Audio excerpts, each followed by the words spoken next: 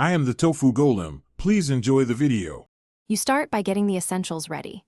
Sign into Twitch, verify your email, and enable two-factor authentication because Twitch requires it to buy bits.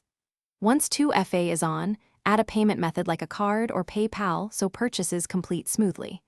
Buy a bits pack that fits your intent, smaller packs for casual cheers, larger packs for bigger messages. This initial setup prevents interruptions when you actually want to send a cheer during a live stream. Once done, join the stream and open chat. Click the bits icon in desktop or mobile or type /cheer followed by the number of bits you want to use. Choose the animated cheer emote tier tied to your bits amount, type the message you want to display, and double-check the preview.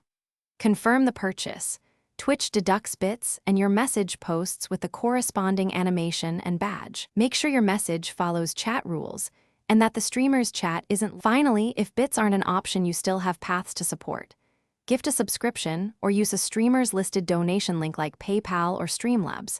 Those show up in chat differently. After sending your cheer, confirm it displayed and that chat rules allowed it.